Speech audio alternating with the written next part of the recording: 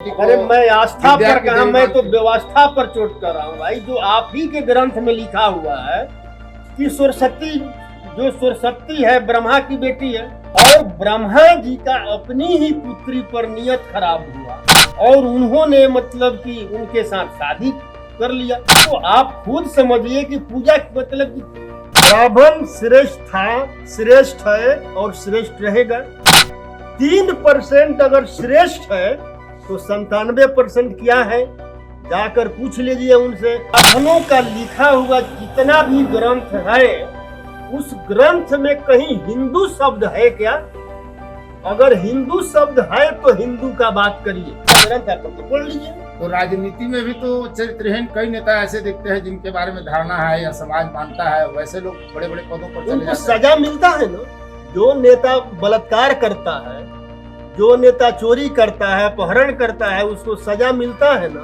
लेकिन जो आपकी बीजेपी का सरकार चल रहा है, वो मतलब स्पष्ट महिला खिलाड़ियों के साथ बृजभूषण सिंह ने क्या क्या किया और सरकार उसको अपने साथे रखा हुआ है। और बिहार की जनता ये सारे रंगा सियारों को पहचानती है। हिंदू के देवी देवताओं को गाली देने का, हिंदुओं को बांटने का, अगड़ा पिछड़ा करने का उनको समझ में नहीं आता है कि श्री सम्राट चौधरी भी पिछड़े समाज से हैं, और जिस तरह से तेजस्वी यादव हैं उसी तरह से वो भी पिछड़े समाज से हैं। आप देख रहे हैं केवल सच। लालू यादव की पार्टी आरजेडी में हिंदू आस्था को चोट पहुंचाने का फैशन बना हुआ है।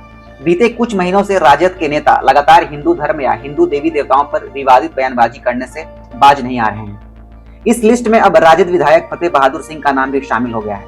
लालू यादव की पार्टी के विधायक फतेह बहादुर सिंह ने ब्रह्मा और मां सरस्वती को लेकर विवादित टिप्पणी की है।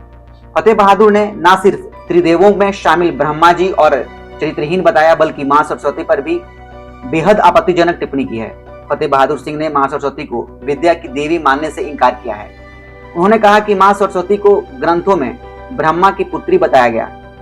इतना ही नहीं, उन्होंने कहा कि ब्रह्मा ने अपनी ही पुत्री से शादी रचाकर चरित्रहीनता का परिचय दिया है। आरजेडी विधायक ने कहा कि पूजा हमेशा अरे मैं आस्था पर कहा, मैं तो व्यवस्था पर चोट कर रहा हूँ भाई। जो आप ही के ग्रंथ में लिखा हुआ है कि सरस्वती है ब्रह्मा की बेटी है, और ब्रह्मा जी का अपनी ही पुत्री पर नियत खराब हुआ और उन्होंने मतलब कि उनके साथ शादी कर लिया। तो आप खुद समझिए कि पूजा मतलब कि चरित्रवान की होनी चाहिए, ना कि चरित्रहीन की। राजद विधायक ने विद्यालयों में मां सरस्वती की जगह सावित्री बाई फुले की तस्वीर लगाने और उनकी पूजा करने का वकालत की। उन्होंने कहा कि भारत सरकार से सावित्री बाई फुले के लिए भारत रत्न की मांग भी कर दी। राजद विधायक ने कहा कि सावित्री बाई फुले देश की पहली महिला शिक्षिका थी और महिला शिक्षिका में उनका द्वारा किए गए कार्यों को भुलाया नहीं जा सकता। इसी क्रम में उन्होंने बीजेपी और कांग्रेस पर मनुवादी प्रवृत्ति का और बिहार की जनता ये सारे रंगा सियारों को पहचानती है होने का आरोप लगाया। फतेह बहादुर सिंह ने कहा कि बीजेपी और कांग्रेस पर सवर्णों और मनुवादी की पकड़ रही है। बाई फुले का प्रतिमा लगे और उनका जो जिस तरह प्रार्थना होता है विद्यालय स्टार्ट में, इनका वंदना होना मतलब की चाहिए। स्कूल में पढ़ाई शुरू होने से पहले हर रोज, और 3 जनवरी को इनका जयंती है। हर विद्यालय में 3 जनवरी को इनका जयंती मना करके हर विद्यालय में याद करना चाहिए, क्योंकि शिक्षा की देवी यही है, न कि सरस्वती है। नहीं तो आस्था तो बड़े लोगों की है, बहुत बड़ी एक आबादी है जो सरस्वती को। अरे मैं आस्था पर कहा, मैं तो व्यवस्था पर चोट कर रहा हूँ भाई। जो आप ही के ग्रंथ में लिखा हुआ है कि सरस्वती है ब्रह्मा की बेटी है, और ब्रह्मा जी का अपनी ही पुत्री पर नियत खराब हुआ और उन्होंने मतलब कि उनके साथ शादी कर लिया। तो आप खुद समझिए कि पूजा मतलब कि किसका होता है, चरित्रवान का या चरित्रहीन का?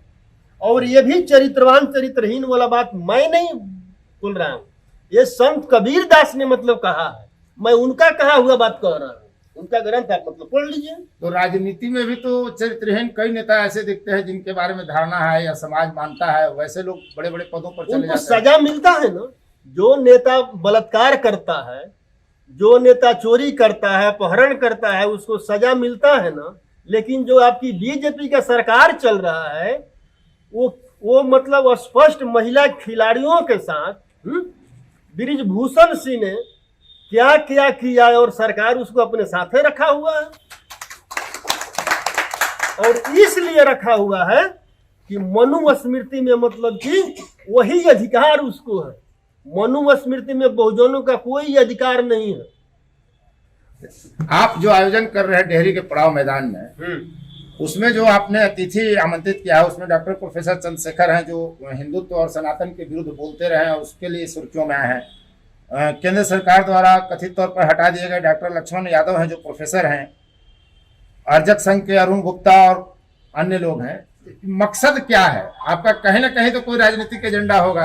आप पत्रकार हैं, आप हमें बता दीजिए कि ब्राह्मणों का लिखा हुआ जितना भी ग्रंथ है उस ग्रंथ में कहीं हिंदू शब्द है क्या?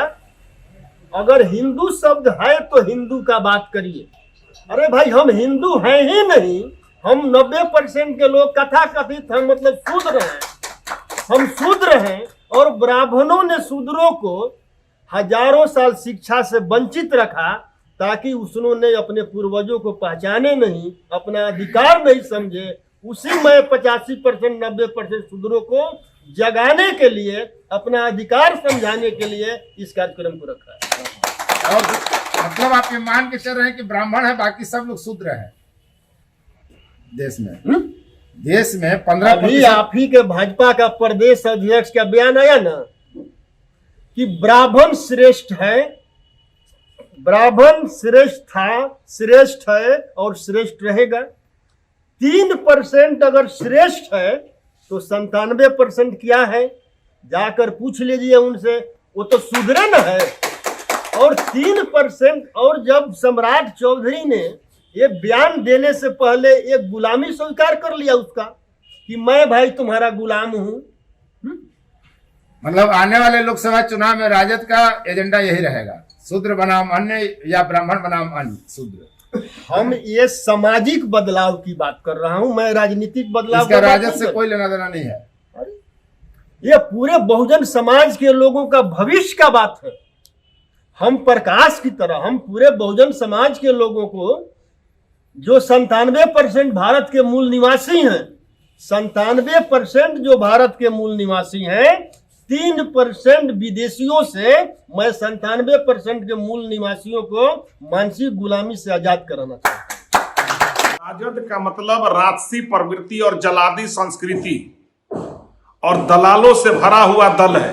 तो इस तरह से जो राजद के दलदल हैं, राजसी प्रवृत्ति वाले लोग हैं, वो इसी तरह का बयान देंगे। हिंदुओं के देवी देवताओं को गाली देने का, हिंदुओं को बांटने का, अगड़ा पिछड़ा करने का उनको समझ में नहीं आता है कि श्री सम्राट चौधरी भी पिछड़े समाज से हैं। और जिस तरह से तेजस्वी यादव हैं उसी तरह से वो भी पिछड़े समाज से हैं। माननीय प्रधानमंत्री जी अति पिछड़े समाज से हैं। यहाँ कोई अगड़ा नहीं है, सारे पिछड़े का जमात है। और उसी में ये बेचैन है, चूंकि विकास भारतीय जनता पार्टी कर रही है, काम राष्ट्रवाद का भारतीय जनता पार्टी कर रही है, तो इनको डर हो गया है किसी तरह से अगड़ा पिछड़ा को लड़ाने का काम कर रहे हैं, हिंदुओं को गाली देने का काम कर रहे हैं, सनातन को बांटने का काम कर रहे हैं। ये राजद अपने मकसद में कामयाब नहीं होगा।